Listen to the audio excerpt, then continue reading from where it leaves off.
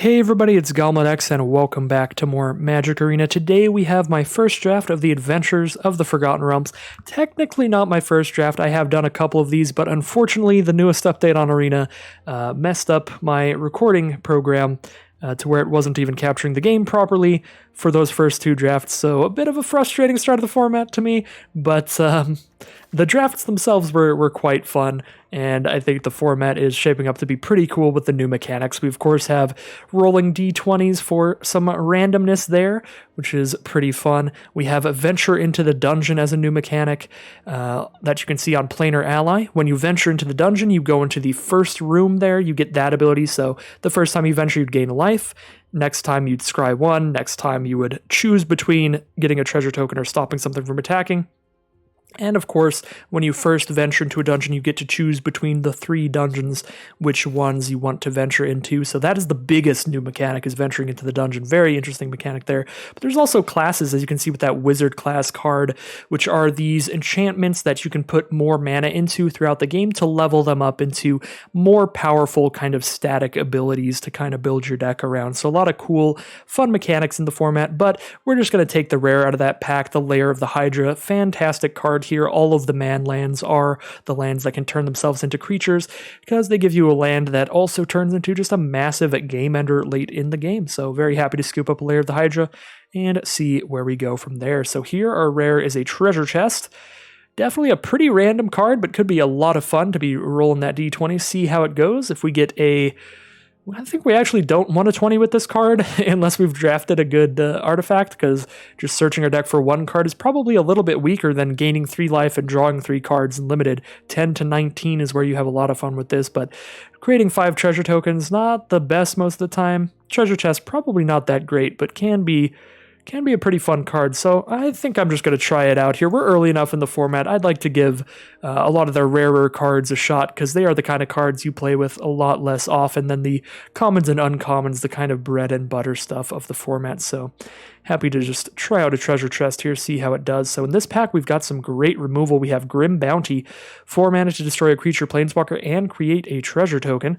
We have Improvised Weaponry, 3 mana for 2 damage to any target and create a treasure token. Definitely think Grim Bounty's better than that one, but it is also solid. And Precipitous Drop, which is very good if you're wanting to venture into the dungeons, get a little bit of value that way. This will do -2/-2 as an aura, or if you've completed the dungeon, gives -5/-5. So even if you're like midway through a dungeon when you play this, you can play this on something with 5 toughness, weaken it in the meantime, and then eventually this will give it -5/-5. So some great fun removal spells there, but I think I'm going to take, again, one of the more rare cards here. I think both of these seem pretty solid. Green Dragon, 6 mana, 4/4 flyer, gives basically your field Death Touch till end of turn, or Cloister Gargoyle. Cloister Gargoyle I have played with before, and it's a lot of fun. 3 mana for a 0/4, so it blocks a lot in the early game, and it ventures into the dungeon when you play it. And once you've completed a dungeon, it becomes a 3/4 flyer to try to close out the game with an evasive threat. So the card's pretty good. The only problem with it is an artifact creature, so it does get blown up by any artifact and enchantment hate there. So I'm just taking that Green Dragon there. Seems like a very solid flyer to end the games, and it is sticking to our Lair of the Hydra, our one color that we are so far. So out of this pack, we've got some decent little early red plays, nothing all that special, but we've got some fun cards in white for venturing into the dungeon. Ranger's Hawk here, 3 mana, tap another creature to venture into the dungeon, or Planar Ally, which just does it every time it attacks. A little weaker than you generally get for 5 mana, only being a 3/3 flyer, but that venture the dungeon trigger is pretty nice to be able to do every single turn, so I kind of like taking the Planar Ally here and seeing how that goes. Maybe be a green-white deck here. So now we see Inspiring Bard, which has a couple pretty good enter the battlefield effects for just a little 4 mana 3/3 here.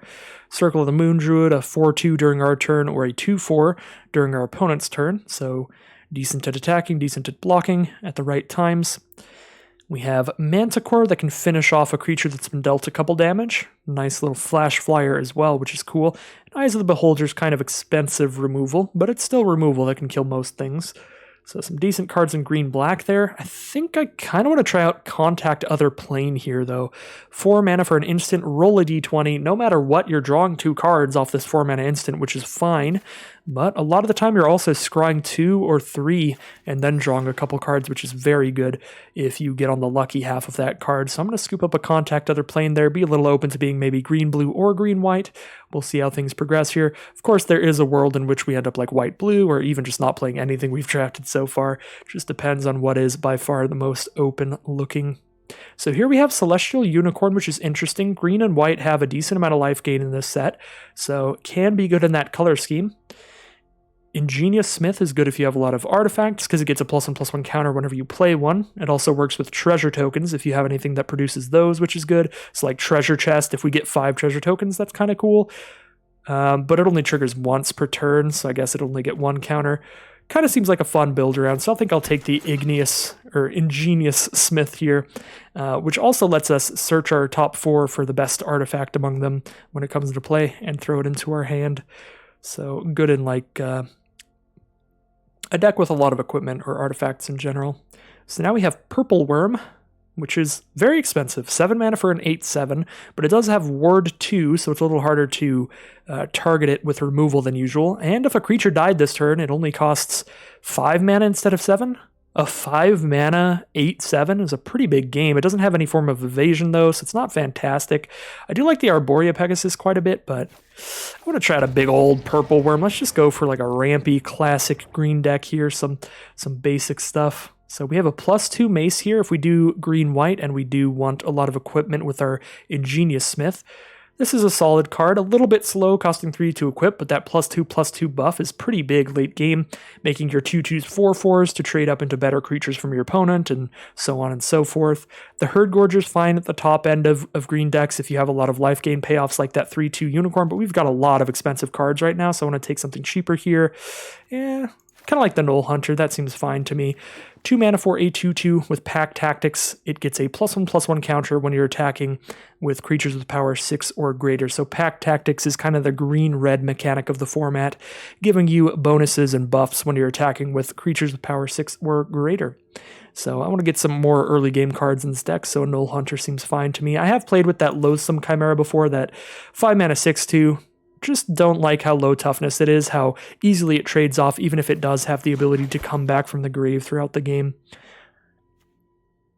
And now we are just taking some pretty basic green-white stuff here. We've got a little bit of life gain now with the Sylvan Shepherd, so if we see any more of those unicorns running around, we could start leaning into that sort of strategy. But otherwise, we're kind of just green rampy stuff here. Neverwinter Dryad definitely seems like a fine card to have when you've got 6 and 7 mana cards in your deck, like the Green Dragon and Purple Worm that we've picked up, so happy to take that. And more than anything else, we're kind of just green stuff here. So I could still end up green-blue, could still end up really any secondary color. What would be the best card here for us? Probably just the 2 mana 2/2 that might be a little better, might get Menace now and then. And Paladin Shield doesn't seem that good. Costs a lot to re-equip, but it's just a plus in toughness. I think Dueling Rapier seems like the better little combat trick, and Unexpected Windfall actually does seem like a decent little draw spell here. Discard 2, draw 2. So that's cool. So what's our rare out of this pack? We've got Tasha's Hideous Laughter. I mean, this is a lot of mill, but there is no mill strategy in this format.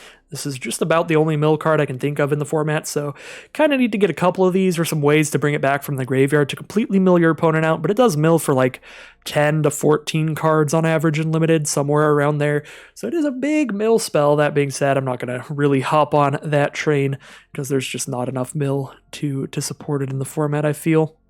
So we're getting some red cards for like green-red, where we could go for Pack Tactics with this Battlecry Goblin, which seems good. A 2 mana 2/2 with a lot of upside here. If we were attacking with a lot of creatures, you're spitting out a 1/1 Goblin. You can give your whole field of goblins +1/+0 for only 2 mana. That seems pretty fun. This little Battlecry Goblin, I could see pushing into maybe green-red Pack Tactics here. Seeing if that pans out. That seems like a real solid uncommon to get there. Now we have Critical Hit, 2 mana to give a creature double strike till end of turn, and if you ever roll a natural 20, you bring it back from your grave to hand. Seems pretty unlikely, so kind of just the 2 mana instant gives something double strike till end of turn, which isn't fantastic, so I don't love that. Valor Slinger, actually, I've played against a lot of these, and this card seems really good. 3 mana for a 2/3 at the beginning of combat on your turn. Target creature you control gets +1/+0 until end of turn, so at worst, by itself, it's a 3 mana creature that attacks is a 3/3 every turn, and when you can spread that +1 power to whatever you need it on, it's actually quite good. So I'm probably just going to scoop up Valor Slinger here for the aggressive sort of green-red build and be pretty happy with it. The Jaded Sellsword can be fun if you have a lot of treasure. You can get it out there with First Strike and Haste, and again, the Neverwinter Dryad can ramp you up. That could help with these big spells, but I'm going to try out the Valor Slinger here. Again, potentially pushing into this green-red pack tactics deck. Now we have a Knoll Hunter or a Valor Slinger. Both of these are going to be great cards for that strategy. Definitely like these better than like the Direwolf Prowler or the Sylvan Shepherd, I think. But I don't know about like Wild Shape. This is kind of an interesting little protection spell because you can make something a 1/3 turtle with hexproof till end of turn to save it from a counter spell, or you could surprise have a reach blocker by turning something into a 1/5 spider, but I'm not so sure about Wild Shape. I think it's the Knoll Hunter or the Valor Slinger here. I think generally Valor Slinger's better, but we definitely want to get a lot of 2-drops to curve out a lot of the time, so maybe Knoll Hunter's better. I don't know. I like them both a lot. I guess we're more married to green than red, so for that reason I'll prioritize the Knoll Hunter over the Valor Slinger, but I think both are pretty good. The Valor Slinger generally better, but just getting more 2/2 seems great. And here I'm pretty happy to take an Owlbear, 5 mana for a 4/4 trample, and when it enters the battlefield, draw a card, kind of a bigger Serap's Packmate, if you remember that from call time drafts. That was always a solid pickup.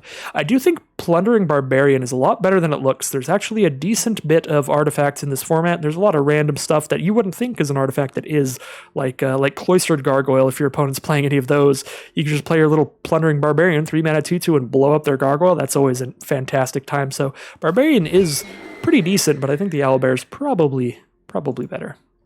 The Barbarian it destroys stuff more often than you think it would. And anytime where it can't destroy something, at least you're getting a treasure token out of it. So you're getting something that doesn't make it just a 3 mana 2/2.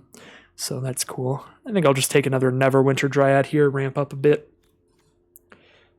It's that or a Price of Loyalty. I don't think Treason style stealing a creature temporarily effects are very good unless you have like ways to sacrifice those creatures or you're incredibly aggressive.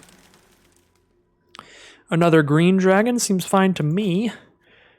I suppose we don't have very much removal, so we could take an improvised weaponry here, but this isn't going to kill most of what we want it to kill, because I think what you really want to kill with your removal is like the big scary bombs from your opponent, and 2 damage is almost never going to do that, but it does get some blockers out of the way in the early game for the aggressive sort of green-red decks that could still be okay. I think I'm just going to take a big old green dragon, another great flyer to top out the curve, though. Spoils of the Hunt is going to kill most of what we want it to kill in this color pair. You have one of your creatures deal damage equal to its power to an opposing creature at instant speed. So as long as your creature has enough power, has as much power as their creature's toughness, you can kill something with this, which is great. So we'll take a Spoils of the Hunt here. It also works great if you have any Death Touch, which you can get some. There's like 2 mana 1/2s with Death Touch in this format. And here I'm pretty happy to take another Spoils of the Hunt. Just another instant speed green removal spell. So we have some interaction. Now we have a red removal spell. The Faradas Fireball, although this one's pretty slow. 5 mana for 5 damage to something at instant speed. There's a colorless version of this, like a Spiked Pit Trap that I think is just generally better, because it's just much easier to cast being completely colorless. There's also Underdark Basilisk, which is a great combo with the Spoils of the Hunt, so I could see taking that here. Take an Underdark Basilisk, and anytime we have a Spoils of the Hunt with that Basilisk, we're going to have a great time.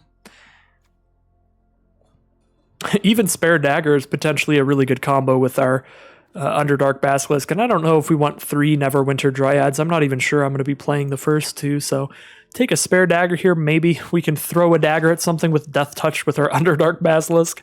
Just snipe it out with a poisonous dagger. That seems pretty cool. And we get a nice late Direwolf Prowler here. I don't think we're rolling a million dice in this deck.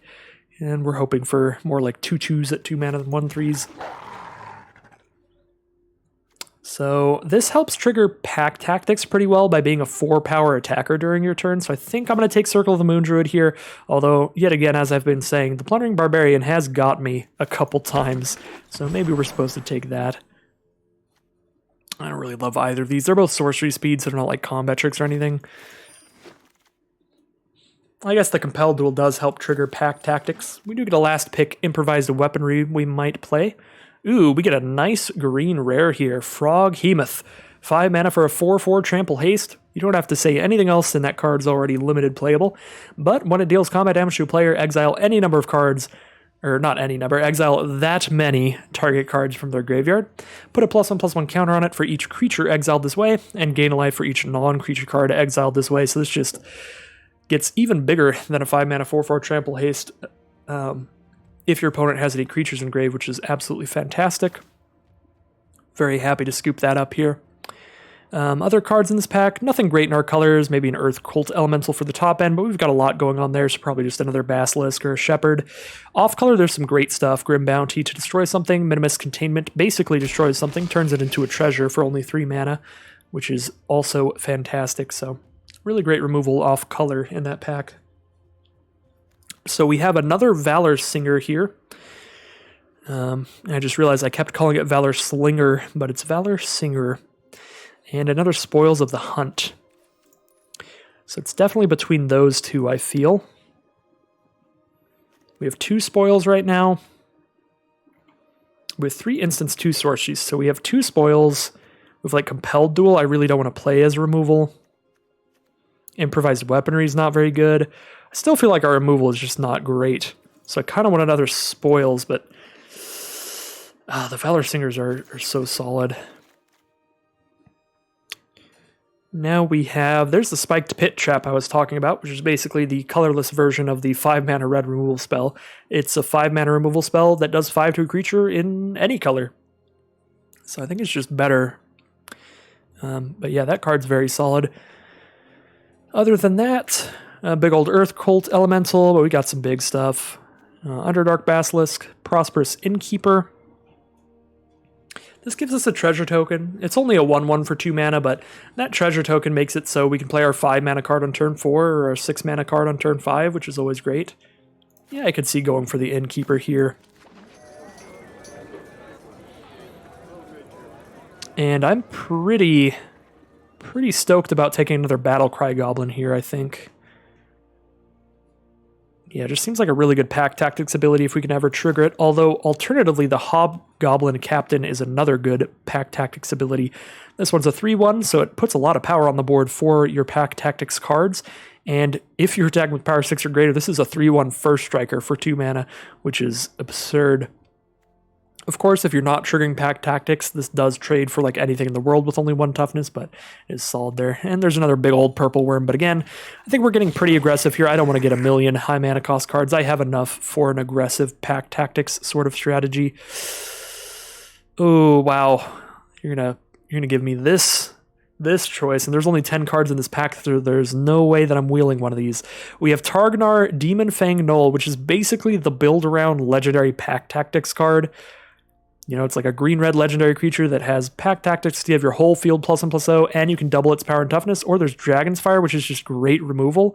2 mana for 3 damage to a creature planeswalker, or if you reveal a dragon like Green Dragon, it's 2 for 4 damage. Both of those are fantastic. I think I have picked up 3 Spoils of the Hunt now, so I am going to go with Targnar, probably just because I can't resist the cool-looking little legendaries. Especially in my colors and in my strategy, but we're probably supposed to just take that 2 mana 3 damage removal spell there.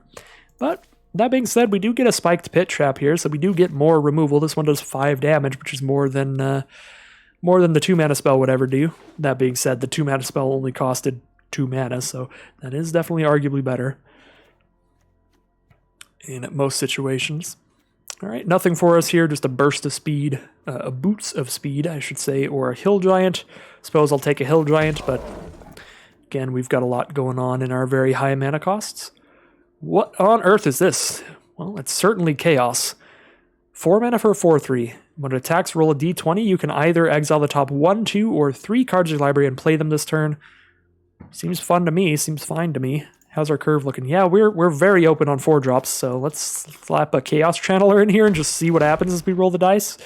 There was a 4th Spoils of the Hunt there, but I'm feeling good on the triple spoils. We'll get a little more to fill out at 4 and 5 as we curve up. Here I'll take an Evolving Wilds to fix our mana here. It's that or pretty mediocre 2 or 3 drop. I guess with triple spoils, Underdark Basilisk is not that mediocre.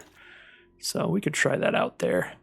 Now we have Earth Cult Elemental, Wolf Prowler, Neverwinter Dryad. Bunch of just stuff here, pretty filler stuff. Yeah, take a Prowler, I guess. Take a third Underdark Basilisk, triple Underdark Basilisk, triple Spoils of the Hunt, destroy anything we want. They don't help with pack tactics that much. That's the biggest thing I don't like about these. Only 1 power is actually a pretty big bummer for our deck. So we might even want to cut them, but we'll see. The idea of Spoils of the Hunt with a Death Touch creature is just so spicy. It's definitely got some spicy potential. So we do get to cut a lot of cards here. We get to cut 15 cards out of this deck. So I'm thinking not the Neverwinter Dryads. I think those are getting cut right now. Spare Dagger. The only thing this really works with is our Underdark Basilisks. I guess it's only 1 mana to equip. +1/+0. That makes it a little bit easier to get to pack tactics. We don't have to sacrifice it. It might be funny enough with the Basilisks to keep it in. I don't know. Cut the 2 compelled duels, I think, though. Improvised weaponry with triple spoils I'm not so excited about, especially with the spike pit trap as well. So I'll take the improvised weaponry out. Kind of like the random card draw in here of the unexpected windfalls. Discard a card, draw 2, get a couple treasures for later. So I like the Dueling Rapier, has a little combat trick. Yeah, 1 mana for a permanent +2/+0, like until they kill whatever it's equipped to, can help us get that pack tactics out early. Which does look like a thing we're very much trying to do. I definitely like the Green Dragon better than the Herd Gorgers, because just having an evasive creature after you've been attacking a lot in the early game can finish off the last bit of damage, and this works really well with a high creature count deck like we have, because it leads into a really good attack where no matter what, we're trading our stuff in. Whenever our opponent's creatures are dealt damage, they just get destroyed for the turn, so it basically gives our whole field Death Touch when it comes into play for a turn. Yeah, I like that better than Herd Gorger in this deck. Purple Worm, we should be able to get creatures to die quite often, so this is like a 5 mana 8/7, so I think I want to keep the Purple Worm in here, but this is kind of the top end of our deck.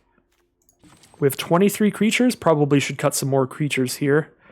I could see, here's the sad thing, I have the Basilisk plus Spoils of the Hunt combo, but I could see just cutting down on the 1 power 2-drop creatures because of how many pack tactics cards that we have that really care about, if we have 3 2-power creatures out, they trigger, but we could have 3 creatures out, 2 2/2s and a 1/2, and then we're not triggering pack tactics, and that's going to feel abysmal every time it happens.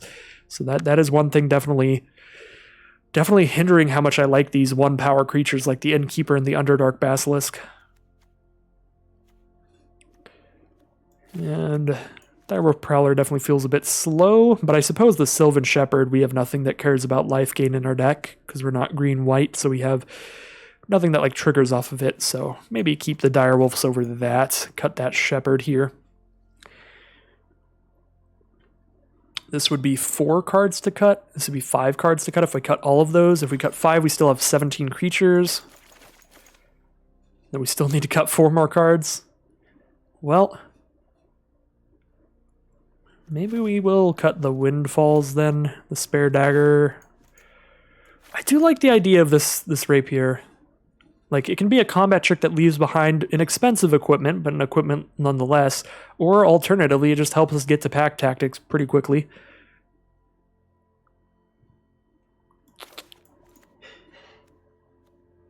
I'm probably not supposed to be playing Treasure Chest in this kind of deck, but we took it early and we want to play with it, so I guess we can use this and fingers crossed this is our 1 draw spell in the deck.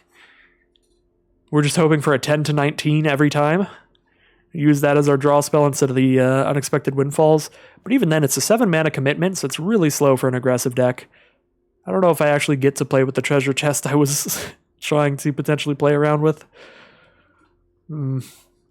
I like the windfalls better in this deck than the chest because they're just consistent. Just 4 mana, bam, do it. This one is I guess when we get treasure tokens, we are doing stuff with those a lot of the time. If we get treasure tokens out of this, then bam, we just play a big old purple worm or something. We got to do it. It's the first draft video of the format. We got to roll those D20s. Let's get a treasure chest in here. Drop down the windfalls. Drop the dagger. We did take the basilisks out, so we're not even comboing with the dagger anymore. So get rid of all that. Maybe cut a land here. Probably not. We got big stuff. Definitely have big stuff later in the game. So I suppose cut a direwolf prowler. It's a bit expensive. Just a 2/2 for 3 mana, and then we have to keep dumping mana into it to get those big attacks in. Alternatively, it is a 5 mana 4/4, but then we have a lot at the 5 mana slot, so these direwolf prowlers are actually quite expensive looking for this deck. Maybe we even cut both and then just put in the 2/3 vigilance instead. Maybe I was wrong on my assessment between those two cards.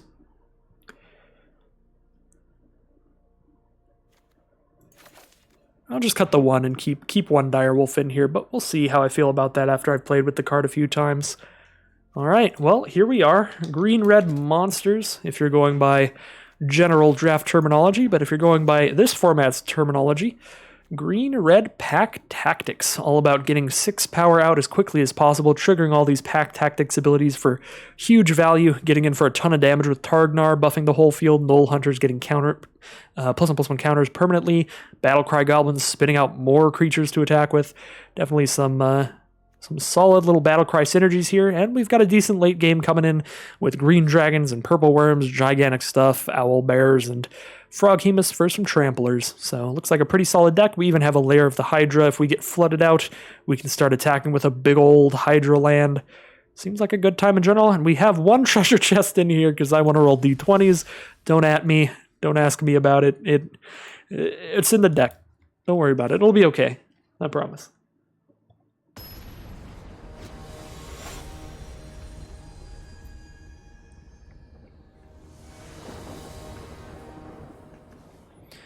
All right, so here we are in game 1. We have a double mountain in the opening hand with a handful of green cards. This looks like a forced mulligan to me. So we will have to start this game down a card. And this time we have 2 forests, but still the handful of green cards. So this time we can actually cast some stuff in our hand. Ideally, we will hit that mountain before we hit some red cards. Otherwise, we're still going to be in a decent bit of pain here. But I do not think it is to the point where I can mulligan down to 5. All right, we did hit the mountain immediately, which is fantastic. We have a Null Hunter turn 2, getting that out here, but we are against a red deck, so they are likely to be aggressive as well.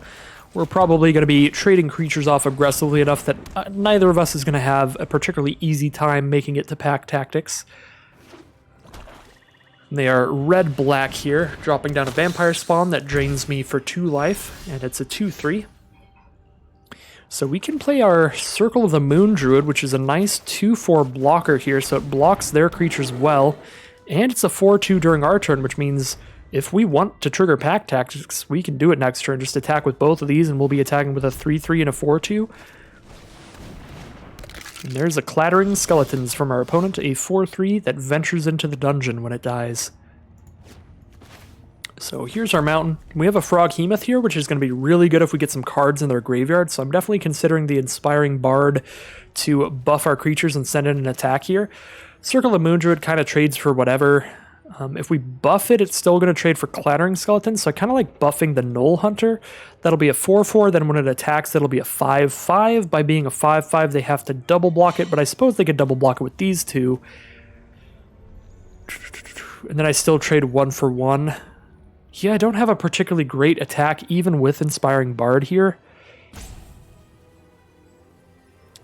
Although if I buff Circle of the Moon Druid, they can only trade with Clattering Skeletons, and then the Null Hunter's a 3/3, trades into one of those. Yeah, either way I do the attack, we're still just killing 2 of their creatures for 2 of our creatures.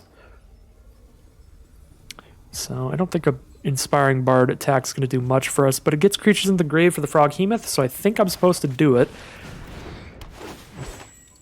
And yeah, either way we put this, again, we're just trading. I guess I'll throw it on the Circle of the Moon and make that look real scary. Maybe we won't trade that much. Maybe they'll just trade the skeletons here, but I'm assuming 2 creatures are dying on each field here, which gives our Froghemoth a lot of gas. No, we are just killing one of their creatures, and we're hitting for 6. They don't want to lose the skeletons yet. Okay. So I think I'm going to kill the Battlecry Goblin, so they can't pack tactics on their next attack. If they attack with both, they'll trigger it. But I suppose I could just block the Goblin, but they can buff it with its own ability for +1/+0.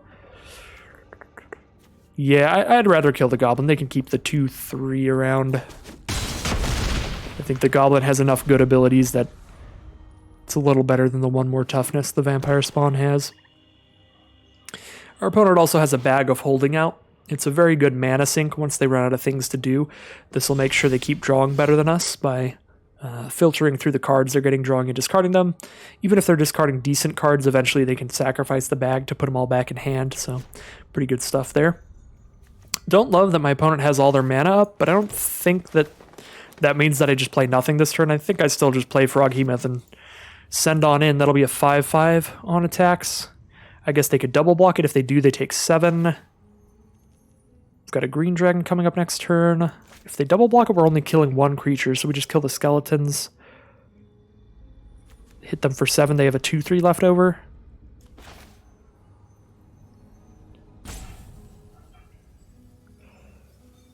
I guess it doesn't get the counters until it actually hits them, so it only attacks as a 4/4. Either way, it still just trades for the skeletons. I suppose that way they could trade the 2/3 for the 4/2, and this trades for the skeletons. Yeah, no, Froghemoth actually isn't great here. I guess we drop it down and then just don't attack, because Green Dragon's going to be pretty decent if they try to make any double blocks, although I suppose currently, if we play a Green Dragon next turn, they can still go for the same blocks they would make this turn, because they would just trade skeletons for Froghemoth and circle for Vampire Spawn. They can also just do that next turn. Even if I give our whole field Death Touch, it doesn't really trade, or it doesn't really change the combat math there.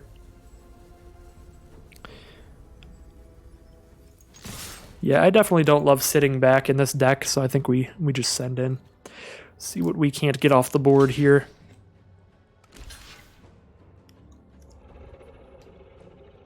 Alright, so the board will be clear. We'll just have an Inspiring Bard out. They're going to go ahead and draw a discard, see if they hit any combat tricks here, or instant speed removal. Discard a little 1/3, I believe. Yep, a 1/3 Horde Robber. We get to exile 1 from their grave, if I want. Guess I'll hit the Clattering Skeletons. That seems like the best value one to bring back later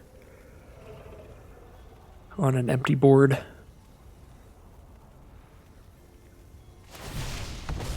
Alright, and they head on into the Lost Mines of Phandelver. So they scry 1, and the next time they go farther, they get to create a treasure token or create a 1/1 goblin token. After that, they get 2 choices, either way they went, and it'll end with them drawing a card. So a Bag of Holding going off here again, discarding an improvised weaponry. 4 mana up, send out a Plundering Barbarian.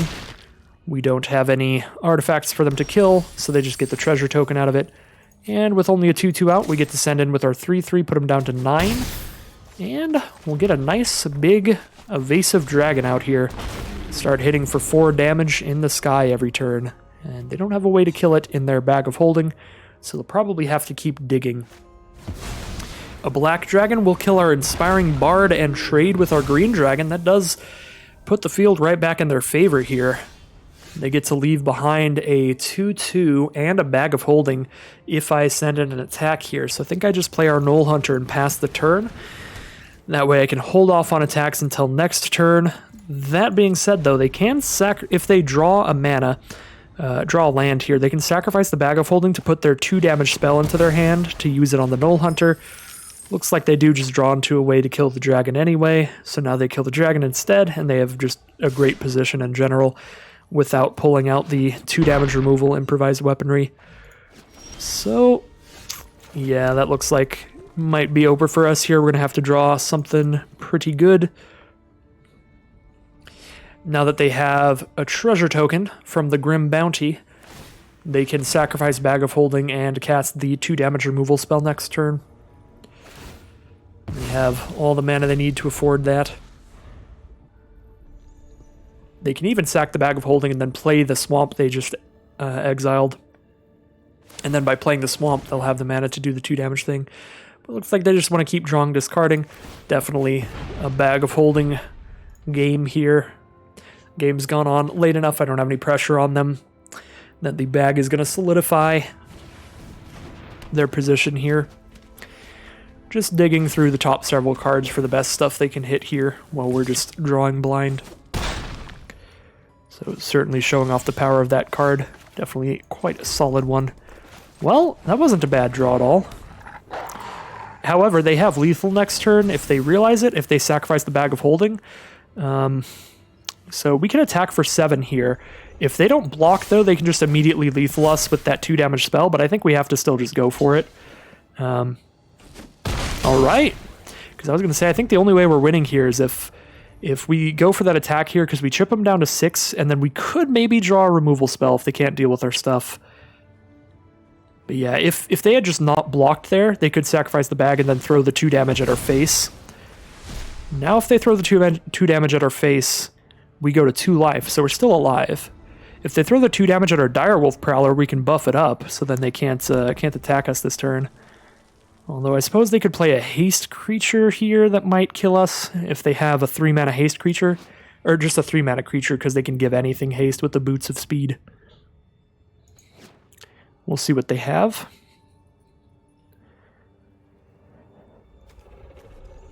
See what's going on here.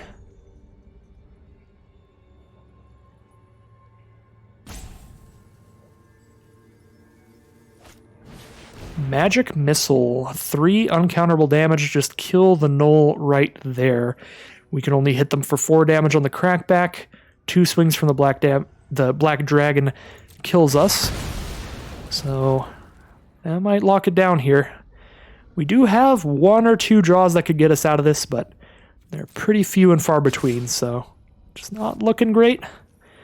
Maybe they don't go for the attack here. We actually get to kill the dragon. If they make the block, that's fine with me and gives us more time. Yeah, and then we just drop a Chaos Channeler, I suppose. And that's 3 toughness, so they can't kill that with the improvised weaponry. Alright. Let's try it here. I expect the block. I don't know why else they would hold that back. Yep. They go for the trade. Play it safe there in case we had a pump spell or a burn spell off the top. So Chaos Channeler it is. Just by attacking with this, we get to draw a card out of our deck. By exiling it, we can play it till the end of the turn. So even if this immediately gets blocked, we get value off of it. If it gets killed before it goes back to our turn, that's a bummer. But Chaos Channeler is definitely a great card to have drawn there. And we'll see how well we do on our D20 rolling here. See how lucky we are today. If we survive long enough, that is. Alright. What do you got for me, Chaos Channeler? 14. We get to look at the top 2 cards of our library and cast them this turn. Purple Worm is one of them. And Dueling Rapier we can hit for 6 if they don't block, so they have to make the block now. Alright, so a creature's died, so Purple Worm only costs 5 mana. Get that on this board. Really hard to deal with. Improvised Weaponry is a sorcery, so they can't even kill the Chaos Channeler here. I might as well throw the Dueling Rapier onto the Chaos Channeler, so either one of these creatures can hit them for lethal. If I need to move it to the Worm, I can just spend the 4 mana to do that later. I've got plenty. Alright, there's a Grim Wanderer from our opponent, a 2-mana 5/3 flash, but you can only cast it if a creature died this turn. Pretty solid card all around. We're going to give it haste and +1/+0, making it 6 power here. They have 2 extra damage in their hand. If I block it, they can definitely shoot the worm and kill it. And then if the last card in their hand's another creature, we die. If the last card in their hand's any more damage, we die if I don't block it. I'm going to not block it, because if they just play 1 more creature here, we just win. Let's see. Alright, do we get there? Yes, alright. There's the concession from our opponent. That was a really hard-fought battle there. I did not think we were going anywhere with that one. Once that black dragon hit, that was really good stuff. So 1-0 we will be with our red-green pack tactics deck. And I definitely liked the Chaos Channeler at the end there. That really, really saved us. Being able to draw the big old purple worm off of it. Just get 2 creatures out onto that board. I mean, one of them just being absolutely ridiculously hard to deal with. So that was quite lucky end to that game overall. We'll keep this hand. Again, not the most exciting hand ever. It is a bit slow, but we get a Pit Trap out here, throw a Circle of Moon Druid out. Turn 3. And Spike the Pit Trap is one of those cards. There's definitely times you want to just hold on to it so your opponent doesn't see it coming and just flash it in later in the game. But I think most of the time it's probably best to just pay that mana up front if you're not spending the mana on anything else. Just get that payment out of the way. Well, I'm very scared of our opponent's deck here. Hobgoblin Captain into Farida, Devil's Chosen. So whenever they roll dice, if they, no matter what, they get Flying or Menace. And if they get 10 or higher, they also draw a card. So that is the blue-red strategy in the format, is rolling a lot of dice. And they also have the blue Manland, which I have said all of these are great. This one turns into a 7/7 with Ward 3. So just an absolutely massive, massive attacker there. Big old 7/7. So our opponent's got some spicy stuff coming out so far. And I'm just going to hold back our Circle of the Moon Druid here, play it kind of defensively here because we have such a big late game Owlbear into a couple 4/4 flying green dragons. Power of Persuasion. They roll a 12, which throws that on top or bottom of our library. I don't really think I'm going to be casting this again for a long time, so I kind of want to throw this on bottom so I'm more likely to draw more big spells. Because like next turn I'm going to play Owlbear, then the turn after that I'm going to play Green Dragon, then the turn after that I'm going to play another Green Dragon. It's just going to be forever till I cast this again. So I'm going to decline, put that on the bottom.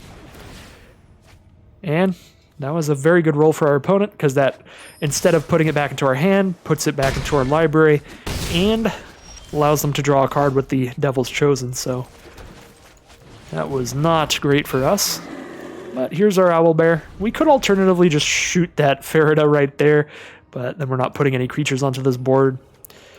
Could be worth it, though. Yeah, that might have been better, just throwing the Spike Pit Trap out there and accepting that we're just going to take 3 from the Hobgoblin, because stopping this card from drawing them extra cards does seem like a pretty worthy cause. And that is another good roll for the opponent. They draw a card here, get Flying Menace. And when I say good roll, I just mean 1 to 9 is a bad roll, 10 to 20 is a good roll. So anything like 11 plus, I'll just say good roll as shorthand for they got the high tier ability. So now do I want to just kill Farida? I mean, I'm taking so much damage. This Hulking Bugbear, this card is really, really good. I had another red-green deck, one of the videos that unfortunately did not record correctly due to the update. I was a red-green deck with a nice, like 3 of these Bugbears. This card was exceptional in it. So if I kill Farida here, I'm not blocking anything because they got to tap my creature down, keep it tapped down. If I play a single blocker here, I'm dying. If I play a blocker and kill something, I might live, right? That's the only way I might live. I need to kill something and get a blocker out. Because then I can block... My 2/3 can block the 3/1. My Spoils of the Hunt kills a 3/3. I don't know if I even survive here, but it's the closest I come to surviving. Yeah, no, I don't. I don't survive here. They still attack with 3 things, and I block one of them, take exactly 5. Well, maybe they'll misplay. Maybe they won't attack with everybody for some reason. I'm going to hold on to the Spoils of the Hunt, because if I tap out and have no mana up, they definitely will not misplay. They'll be like, oh, well, I just have lethal if I attack all. Alright, well, we're dead. We block 2 things here. So we block 2 of the 3 power ones, but a 3 power and a 2 power gets in there. So that was a really devastating curve from our opponent. Definitely could have played it better. I think we should have just shot down that Farida the second we saw it, but that was my first time playing against the card, so I wasn't exactly certain.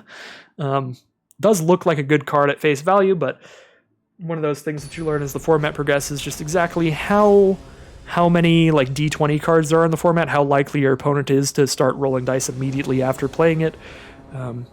Looks like very likely, because our opponent did immediately start rolling some dice, drawing extra cards. So we should have just killed that instead of getting the 4-4 on the board. That could have put us in a better position, but we definitely still would have been on the defensive all game there. So misplayed that one a bit. And that will lead us into 1-1, I believe. So here we are in game 3. Now, would I rather have a Null Hunter or Battlecry Goblin out first? I guess Battlecry Goblin, because if nothing else, I can start spending mana into its own ability and hitting our opponent for like 1 more damage.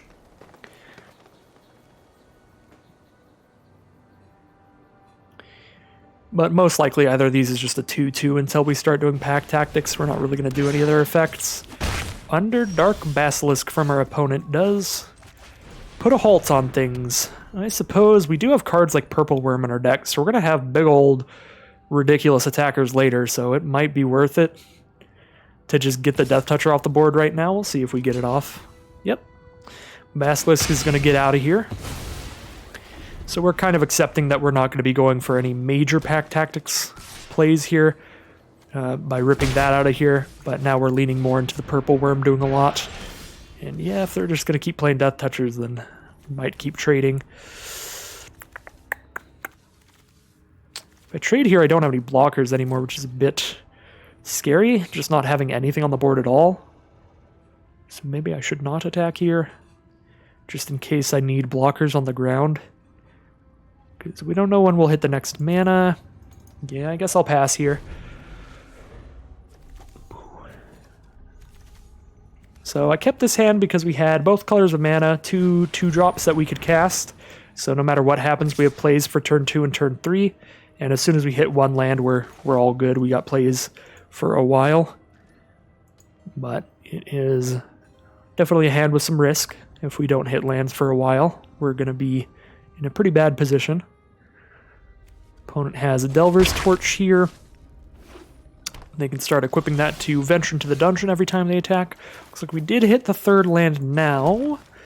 Would I like a Valor Singer, a Circle of the Moon Druid, or a Treasure Chest? I think I want to just get creatures out right now. I kind of like Circle of the Moon Druid the best. That way, next turn, if I attack with both of these, I'm attacking with a 3-3 and a 4-2. They do get to trade Underdark Basilisk into one of them, but that way I leave behind at least 3 power on the board, which is nice. Our opponent has 5 mana now. Costs 3 to equip the torch, so here it goes. The torch is onto the Ranger's Hawk. They will start venturing every time they attack, and the Ranger's Hawk as well can venture by tapping another one of their creatures, but then they don't get to stay aggressive, so I don't think that effect will be coming into play for a while. So we'll see what dungeon they choose here. Maybe Dungeon of the Mad Mage, because they are going to be venturing every turn.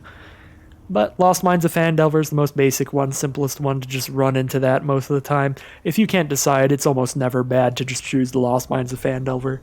And then Tomb of Annihilation is the best one if you're like really aggressive, because it's going to put some negative effects on you and your opponent, put some pressure on you both.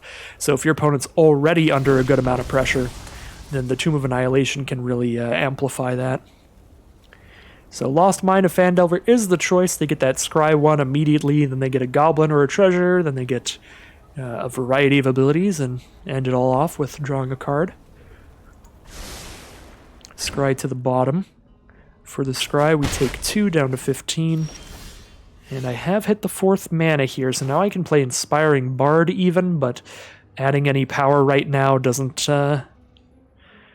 save my creatures from dying to a Death Toucher, so I don't know how exciting that really is. So I kind of like just a Valor Singer here. Better than the Bard right now.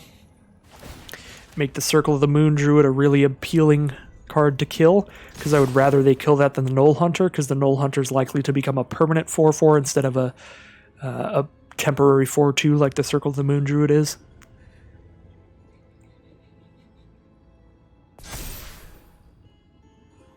Because next turn we get to play the Bard, +2/+2 to our creatures, and we'll be attacking with pack tactics again. So it looks like, unfortunately, they will still trade with the Null Hunter, but at least we get in some extra damage that way. So they make the Underdark Basilisk a 1/5 Reach Spider. But it does retain its Death Touch. Okay, well that's interesting. I didn't know it retains its other abilities with the Wild Shape. That is very, very important to know, so I'm glad I know that for the future. Oh dear, Nadar Selfless Paladin is a terrifying bomby card here. Whenever it enters the battlefield or attacks, venture into the dungeon. So this is one of those cards that just blows through those dungeons really fast. And as soon as they've completed one, all their creatures get +1/+1. So really strong card there. Pretty scared of that one. We go down to 11 here. We've got a Froghemoth coming out when we hit another mana. I do like getting a 3/3 out. The 3/3 trades with their Selfless Paladin. I guess it doesn't because they're going to complete the dungeon next turn. And by completing the dungeon next turn, I guess the Selfless Paladin doesn't give itself +1/+1. It only gives the other ones +1/+1. So yeah, a 3/3 does trade into the Nadar.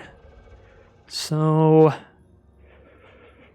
2/4 doesn't trade into the 2/3 Death Touch. 2/3 doesn't trade into the 2/3 Death Touch. They only have a 1/1 other than that to attack with, so I kind of do like just sending in with everybody else, because we'll just be taking 3, take 5.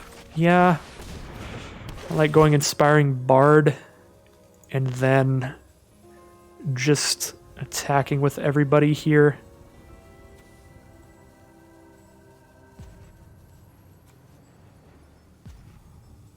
Just offering the trade. I'd rather offer the trade with the Moon Druid, I think, than the Valor Singer.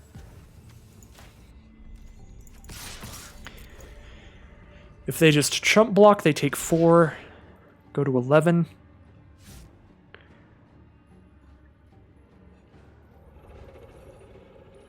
If they have a way to kill our Inspiring Bard, they probably lethal us next turn.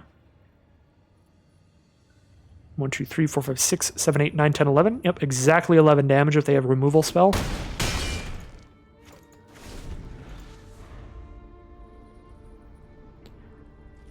So that might be the play here. They have the instant speed removal spell. So they have moved right into combat here. Draw a card. Venture into the dungeon to do another one here. Gain life with the Yawning Portal. They're heading into the dungeon of the Mad Mage.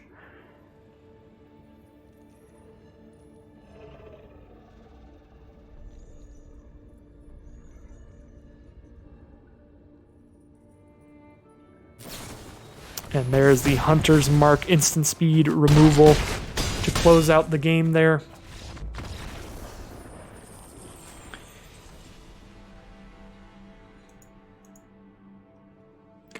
So we played it a bit risky there, pushing in a lot for damage that turn. Could have survived another turn again, but with the evasive threats, could not have survived much longer regardless.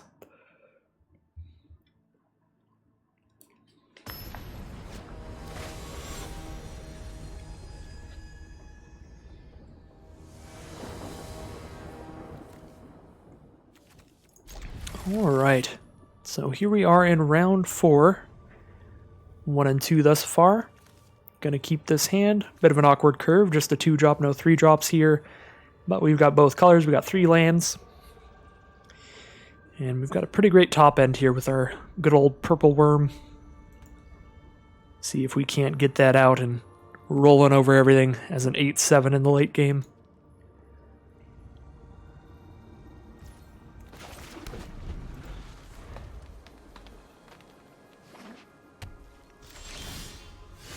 Alright.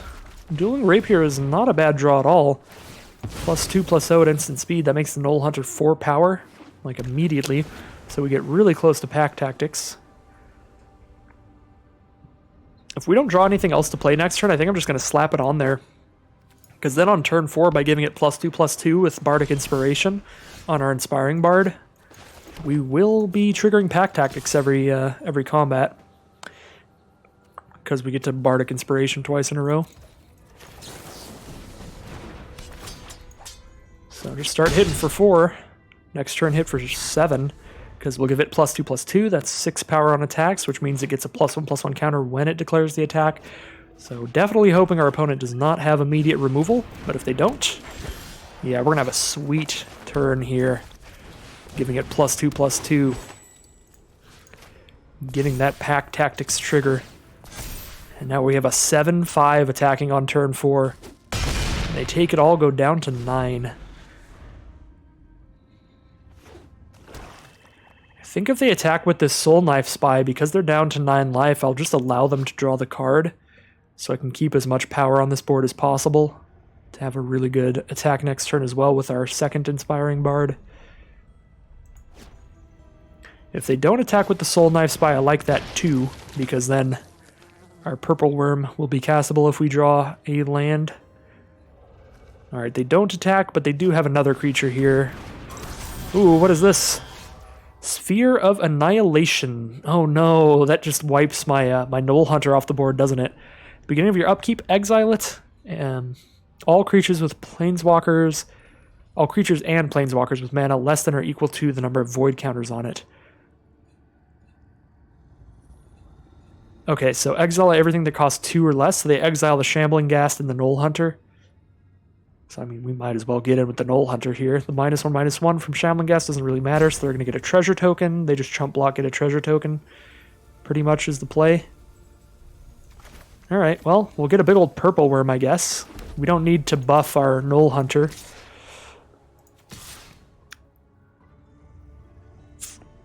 Kind of like attacking with both. Yeah, they're at 9. We should pressure them and attack with both, see if they trade with the Soul Knife Spy. If they don't, they take 3, go to 6, which is pretty low. Alright, get that treasure token. Here's our Purple Worm. 8/7, Ward 2, so they have to spend 2 additional mana to target that with any removal. So should be pretty hard to kill, but they do have 6 mana here, so if they have the 4 mana removal spell, they can kill the Purple Worm. They have Fly to throw on the Soul Knife Spy, so when it hits us, they draw a card and venture into the dungeon. That being said, it is tapped now that they have attacked with it, so they have no blockers currently against 11 damage on the board. They get to scry before they draw a card here, so hopefully they're just digging for an answer. They scry 1 to the bottom and draw.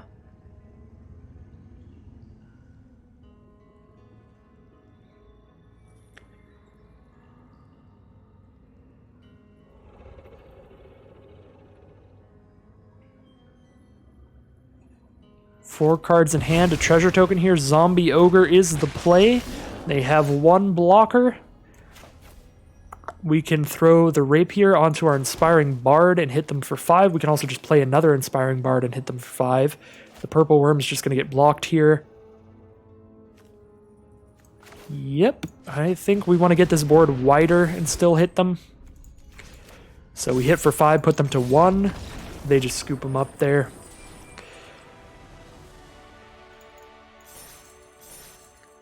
So 2 and 2 now. See if we can't get at least an average run for our first foray into the format in video form. Go 3 and 3. But ideally, my favorite record's 5-3, but I'll take the 4-3s. I just love drafting, so always try to hit like 4-3 and 5-3. That's where you get 1,400 gems or like 1,600 gems, and it costs 1,500 to play. So as long as I'm just reimbursing my entry fee, I'm always happy. So another risky hand here. We definitely can spam out Knoll Hunters. We play a Knoll Hunter turn 2 and 3 no matter what happens here.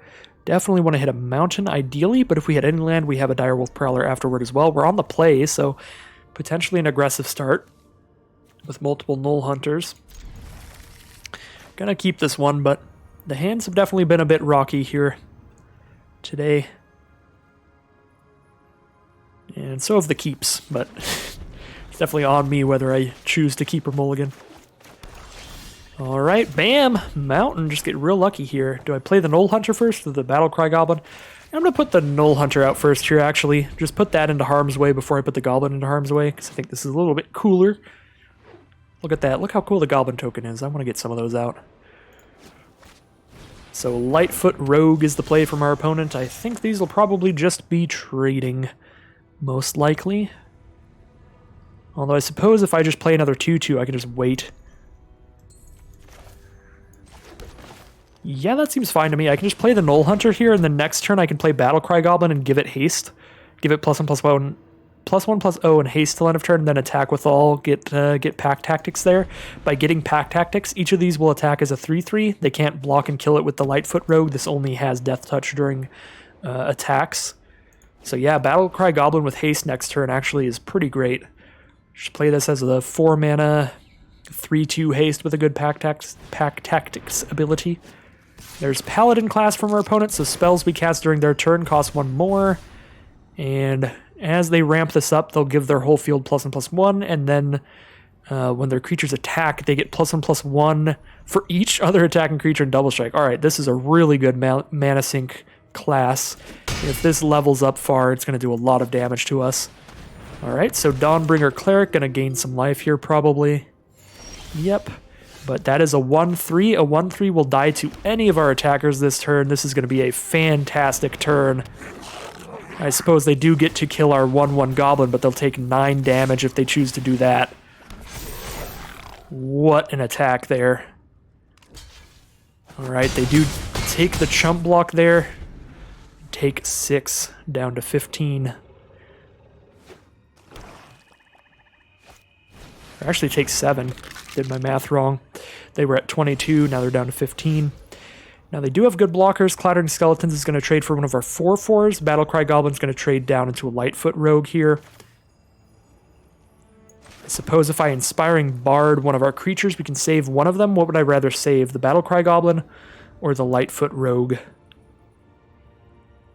Or the Lightfoot Rogue, the Null Hunter. I think I just saved the Battlecry Goblin here. Although they could still kill it if they choose to throw Clattering Skeletons at the Battlecry Goblin, then none of the Gnolls die here.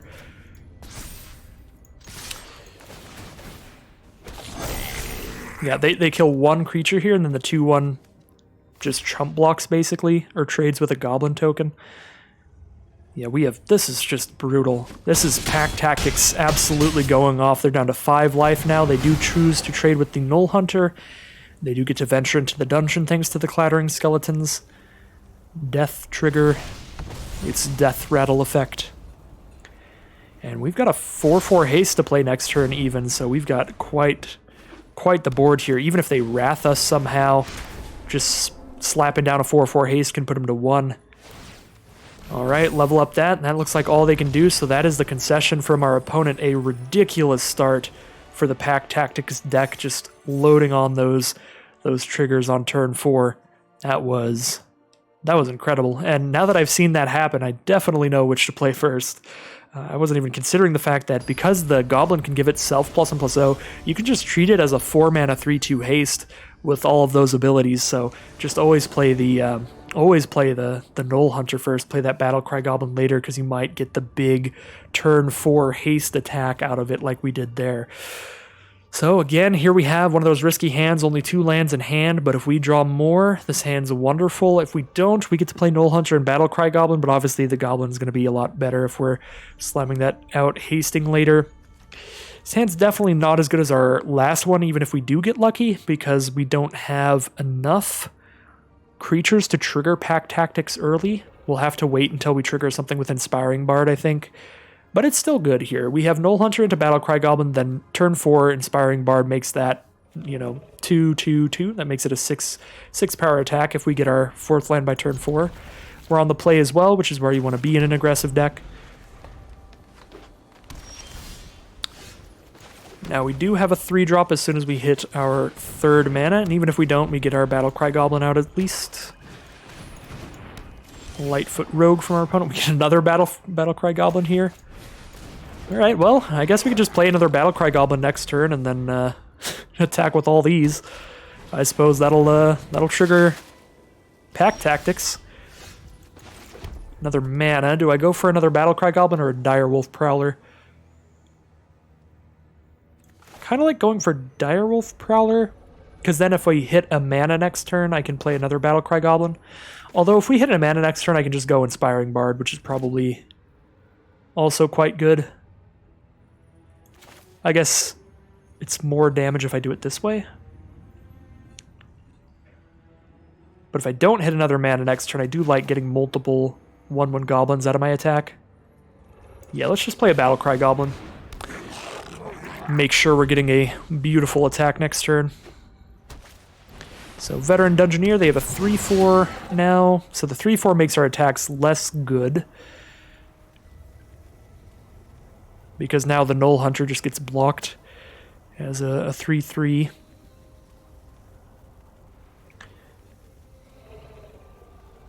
I guess we can double pump both of our goblins and they'll be 4/2s on attacks if we hit a land.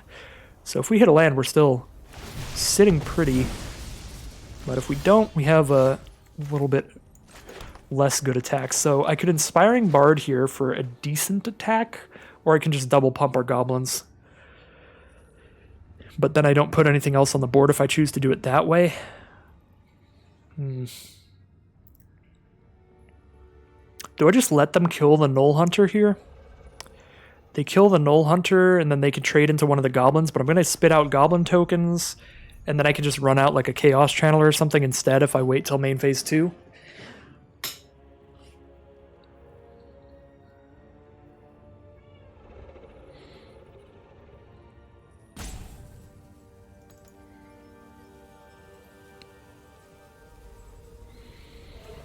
The idea of spitting out, just attacking with everybody, spitting out 2 1/1 goblin tokens and then buffing them so they're 3/1s is very appealing to me. So I'm just going to send all in and we'll see what they choose to do here because we're triggering all the pack tactics. They probably just kill the 3/4 with the, kill the 3/3 with the 3/4 and then do that. So even if I buff, I'm not saving my Battlecry Goblin. But I can buff twice in order to hit for 1, 2, 3, 4, 5, 6, 7, 8, 9, 10. So I can hit for 10 or I can hit for 4 and get another creature on board. I think I would like to do the latter. And just get a Chaos Channeler out for this turn.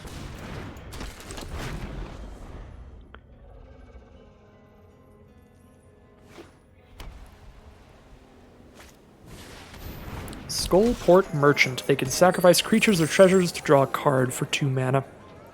It's also a big old 1/4 blocker. They can spend all their mana to throw a plate armor onto something if they wish, which would give them a very big blocker.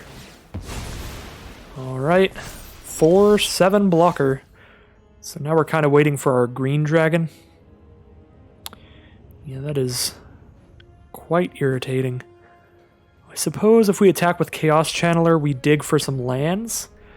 They probably just block that with the Merchant here.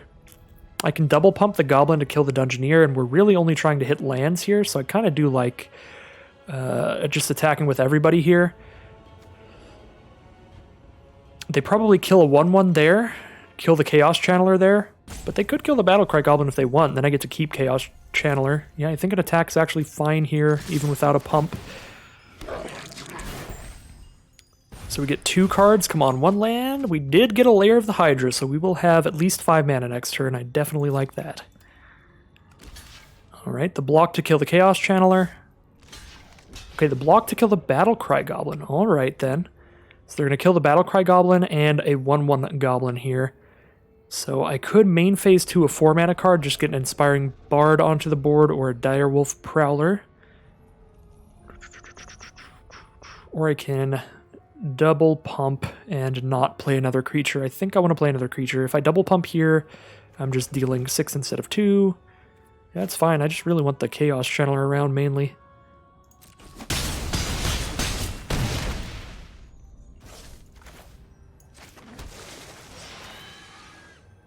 We just gain life with the Bard. We're really trying to hit our green dragon so that they can't get a good block off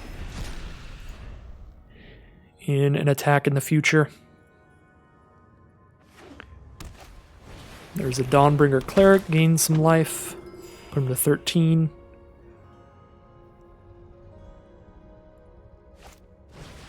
Minimus Containment is going to deal with our Chaos Channeler, but it does give us a treasure token to cast that green dragon in the future. So I think I have to make the board more wide again first, because just throwing out a green dragon here isn't going to be that good. We got to make sure we have just a ton to be attacking with. So let's get our Owlbear out, see what we draw into. Ooh, there's treasure chest. That could be a lot, could be nothing. We'll see. Again, I don't think it's right in this deck. But I really want to pop open a treasure chest and see what we get. Because again, this is just another position. It's just such a slow card for this sort of deck where we're actively making attacks that are just sacrificing creatures to get damage in. Alright, a little 2-1, that's totally fine. 2, 3, 4, 5, 6. We do have 7 mana if I sacrifice my Chaos Channeler as a treasure. We could do with this treasure chest. Might be okay. But I could also just put the Direwolf out here and play the treasure chest and then crack it next turn. Yeah, I'll just do that. Just get a really wide board so we get the maximum value out of our Green Dragon's trigger. And then, of course, the Green Dragon's going to be a big flying threat. So that'll hopefully finish off the last few points of damage because they don't have anything to block flyers right now. And they're going to sacrifice the 1/3 to draw a card.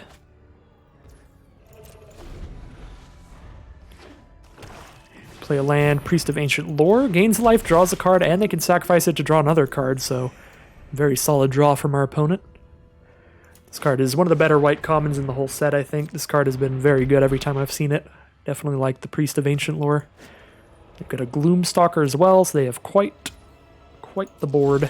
Lots of just stuff. Alright, treasure chest, what is inside? Not a 20, just not a 20, please. Okay, 9. Okay, well, I get a bunch of treasures. Alright. Well, I totally forgot. Not a 1 through 9 either. We really wanted to draw a ton of cards here. So I can Green Dragon now. They have 1, 2, 3, 4, 5 blockers. They're not going to block everything. They just let the 1/1s through. Still don't think Green Dragon's ability is going to work all that great for us, but we get the flyer out there and start attacking with that at least, so I should probably not hold on to it forever here. Yeah, at some point I have to just get a flyer out there.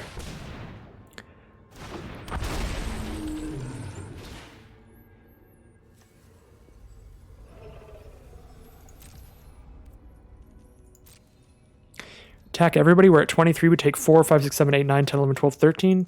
Yeah, that's whatever. Attack everybody. Anything they block with is a trade.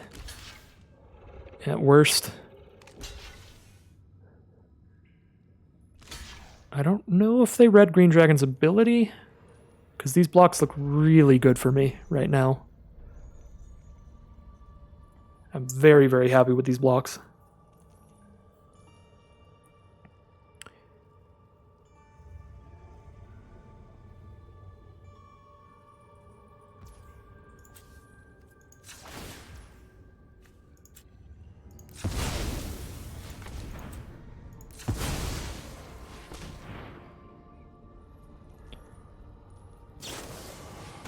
Ray of Enfeeblement. Give it -4, -1 until end of turn.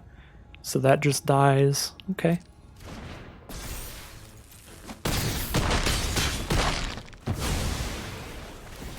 Well, it's still pretty good for me. But keeping the 4/7 around is a big bummer. Especially because it has such a good ability. That is the creature I definitely wanted dead the most. They are dead to 3 hits from the Green Dragon. The Lair of the Hydra is going to start attacking in now as well. They have a Cleric class, so whenever they gain life, they gain 2 life, and then they'll start putting counters on stuff, and Celestial Unicorn's definitely going to start getting counters when they're gaining life as well. Alright. So Lair of the Hydra, we have 4, 5, 6, 7, 8, 9. We can make it an 8-8. If we sack one treasure, we can make it a 7-7 if we don't sack any. 7-7, they have 4, 5, 6, 7, 8, 9. They have 9 power. Kind of want to just sack some treasures here and play it real safe with the lair. 2, 3, 4, 5, 6, 7, 8. 7, 8, 9, 10. They have 10 toughness, though.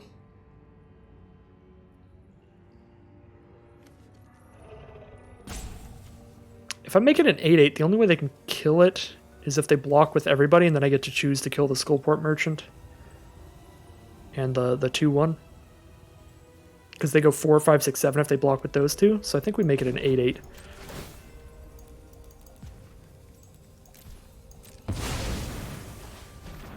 I don't know why the auto-suggester wants us to sacrifice our good treasure token first and not the not good one. Alright, so we hit for 4 no matter what. Lair of the Hydra's gonna get blocked somewhere here. See how they want to do it. They have enough mana to dump into the Cleric class to get something back from the grave with it. Right? That's going to cost them 9 mana total. They have 5, 6, 7. I guess they don't. Not immediately. It'll take some time to get to the 3rd level of the Cleric class, but when they get there, they reanimate a card. So, chump block with the 2-1 there. Take 4 in the sky, down to 8. Lair of the Hydra is definitely going to put in some work here to help try to close this game out. Start killing one of their creatures each turn, although with the Skullport Merchant they can block and sacrifice a creature and get a card out of it if nothing else.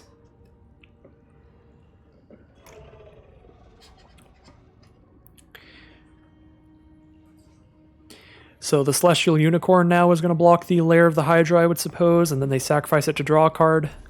So they go down to 4, draw a card. Suppose if they get hit by Direwolf Prowler, they die. So I could attack with that as well, but then they just block that there. If I attack with everybody, they take 2 more, go down to 2 life. Inspiring Bard's kind of interesting here, but I think it's probably better to activate the lair, because then we're, again, attacking with an 8-8. They have 7 power out, so if we attack with an 8-8, they can't double block to kill.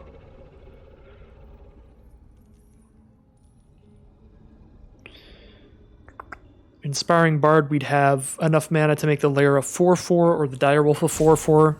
Yeah, no, I think just activating the lair is better. Again, if I make it a 7-7, I don't have to sacrifice a treasure, but then they could double block to kill it. But if I attack with everybody, then they can't choose to double block it.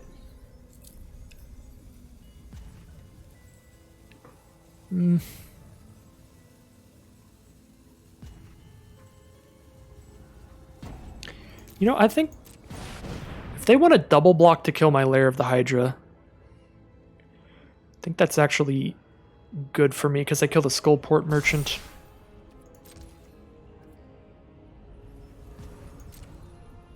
Although I suppose, again, I could just attack with everybody now.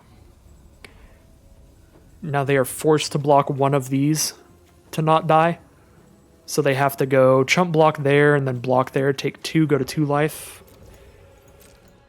Yeah, we'll do the attack all. Keep our treasure token and our lair. Deal 5 to the green dragon, so they get the flyer out of there, but they do take 2 now. Alright, well, that is definitely a good card for this position. They did grab the removal spell to kill the flyer. Now we're all in on the Lair of the Hydra.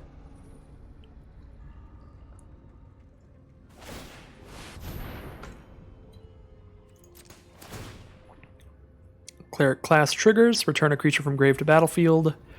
They choose the Priest of Ancient Lore, digging for more answers, draw a couple cards here. One from the Priest and another when they sacrifice it to the Skullport Merchant. And they make the Skullport Merchant really big, so I can't really attack him with the Lair anymore.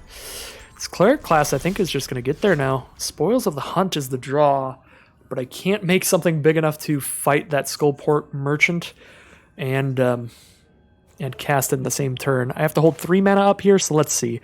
If I hold 3 mana up, I make the Lair of the Hydra of 5/5. If I make Lair of the Hydra of 5/5 and then attack with it and they block with their 6/9, I can throw the Lair of the Hydra and the Spoils of the Hunt at the Skullport Merchant to kill it. And then that's gone, but then my Lair of the Hydra's gone and I no longer have a threat pressuring them. If I spend all my mana into the Lair of the Hydra here, 8/9, it'll be an 8/8, which is just not big enough to do anything. Just play the Inspiring Bard and gain some life. I feel like the Skullport Merchant's only going to get bigger and bigger, and it's probably going to get bigger faster than our Lair, which is an issue. That might be worth the 2-for-1 to get there. Just to get it out of here, but then they have 2 cards in hand still. Priest, Cleric class going off. So we have to just hope to get lucky here. Man, this is all kinds of rough. The removal for the flyer on that exact turn made that attack really bad. I think it was fine on board, but if we weren't pressing in for that 4 damage in the sky, that attack turned really bad for us because we didn't get to put them down to 2, and then they just gained 1,000,000 life right afterwards. That was definitely a big turning point turn there, where if we had gone for a different attack, still have more creatures around here, we might have better plays, but we're kind of locked down now by this gigantic merchant in conjunction with the Cleric class. And Teleportation Circle, I think that just puts the nail in the coffin. Now they get to keep putting the Priest of Ancient Lore out every turn. At the beginning of their end step, they exile the Priest, put it back on the board, gain life, draw a card, make the Skullport Merchant bigger. They have 17 cards left in deck, so it's possible we get them to mill out, but that's about it. There's no way now with these powerful enchantments. We don't have any way in our main deck to get rid of them. They're just going to go off here.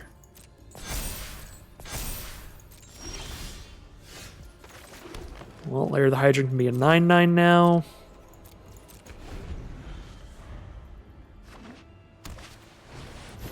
Let's see, if we hold 2 of these up, that's 9. We pay 7, we make a 6/6. Oh, this game is tremendously over.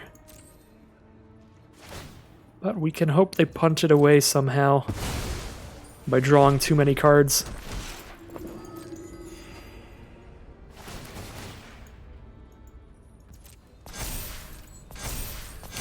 But it's looking like a 3/3 here.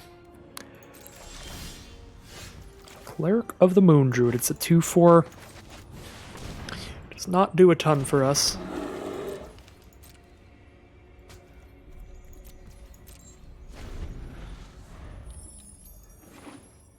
We don't have a green dragon left in our deck because we did exile it off of our Chaos Channeler, unfortunately, so we can't even hope to like green dragon and then Spoils for the Hunt to kill the merchant.